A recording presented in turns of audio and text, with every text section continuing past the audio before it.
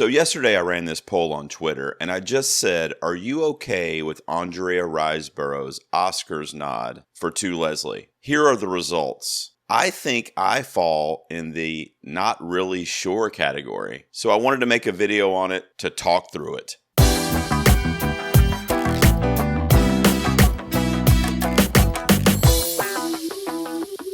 What's up, guys? Welcome back to the garage. Gerald here with you. Okay, so in case you haven't heard, there's a bit of controversy surrounding Andrea Riseborough's nomination for Best Actress at the 95th Annual Academy Awards for her performance in the film To Leslie. Now, you might be saying to yourself, what's the big deal? What's the surprise here? Well, the surprise comes in the form of someone receiving an Oscars nomination where they were really never in the conversation prior to that. Now, I've always been a little perturbed myself at the FYC, for your consideration campaigns, that get flooded in the weeks leading up to and all throughout awards season. I would much rather just trust a group of movie lovers and industry professionals to nominate the best performances of the year based on merit and craft. But this is Hollywood in 2023, so let's be real. Now, studios will often campaign for the best performances or the best movies that they feel like have the best shot at getting mentioned at various awards ceremonies, of which, of course, the Academy Awards is the most prestigious. But what is particularly interesting about Riseborough's case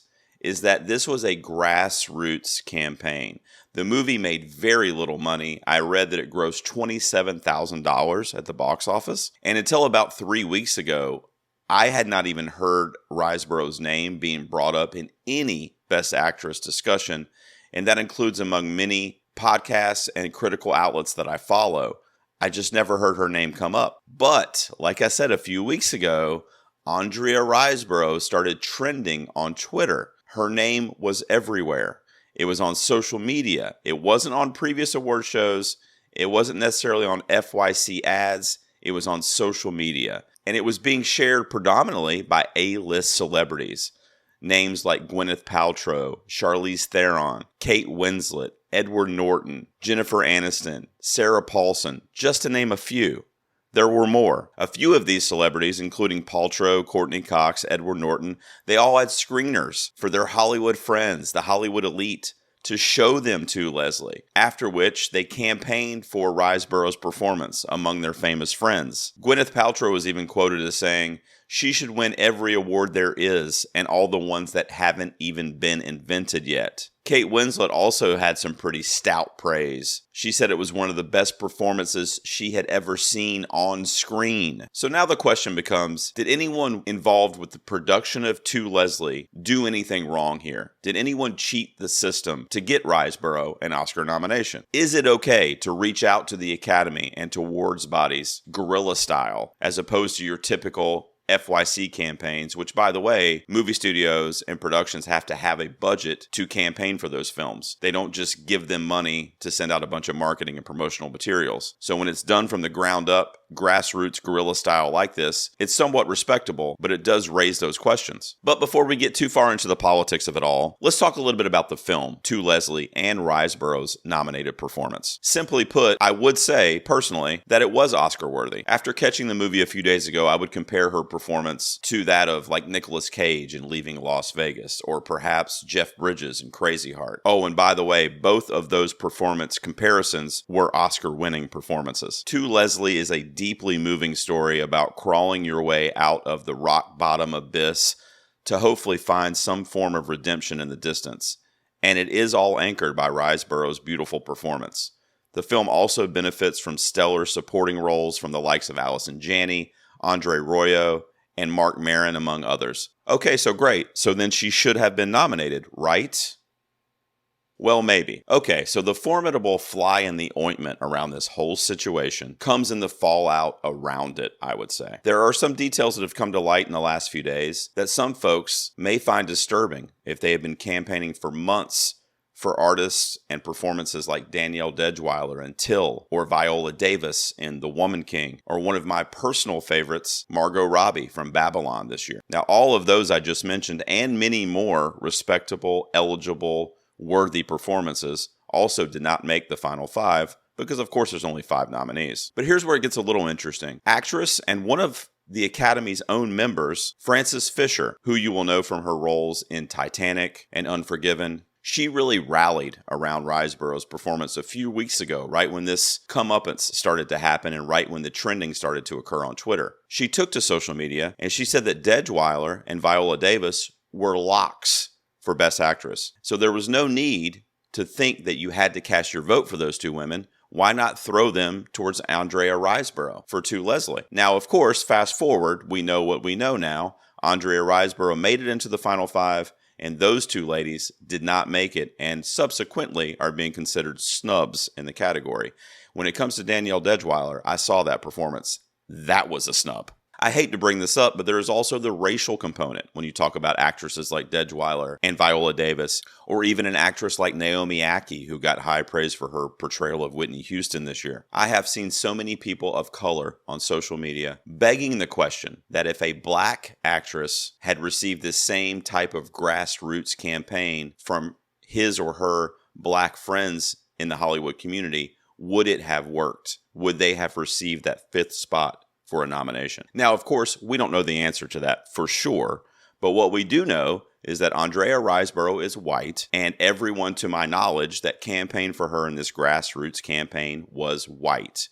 They were all A-list, top-tier celebrities, big names, and it is what it is. And again, two frontrunners in this category the entire award season, every award show leading up to the Academy Awards, which is essentially the finale of the season, they were two frontrunners the whole time, and Dedgeweiler and Viola Davis are missing from the lineup for the Academy Awards, and insert Andrea Riseborough. In fact, there are only two actors of color, black actors, in the acting categories this year, and they are Brian Tyree Henry for Causeway. Amazing performance. I was so happy about that one. And of course, Angela Bassett, who's the frontrunner for supporting actress for Black Panther: Wakanda Forever. Look, I'm not saying the Academy's racist. I'm not saying we should bring back #OscarsSoWhite. I do not want that.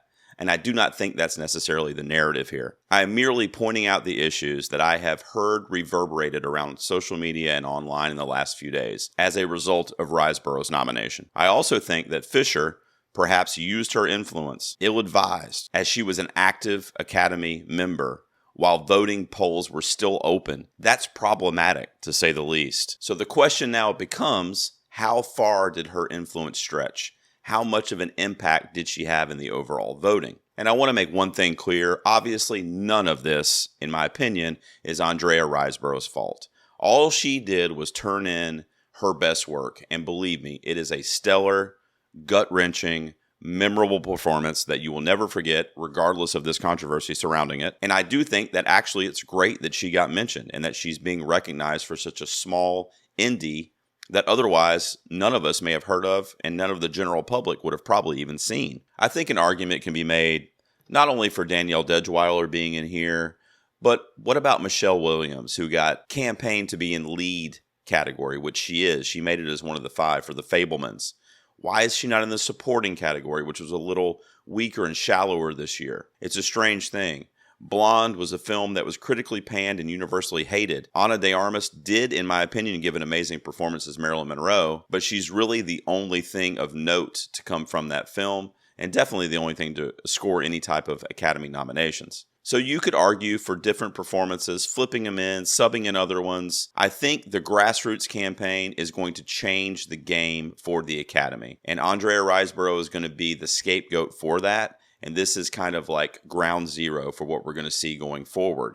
It could change the game. They could rewrite their rules. They could allow grassroots social media campaigns. Who knows what's going to happen? Is it still going to be the FYC where the studios are basically trying to buy nominations? I know a lot of people won't like hearing me say that, but that's essentially what they're doing.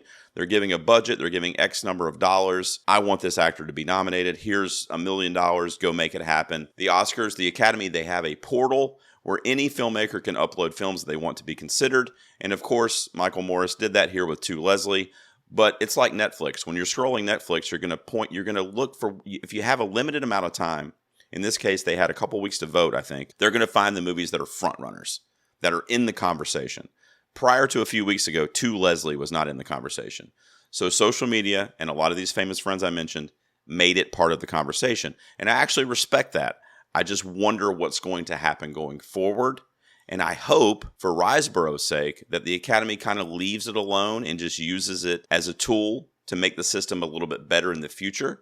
Because again, I don't think this was her fault. I do not think her performance should be tainted in any way. I think it is a performance that is deserving of being recognized with a nomination. And I think we should leave it at that. I think it's unfortunate that yet again, there were more snubs this year.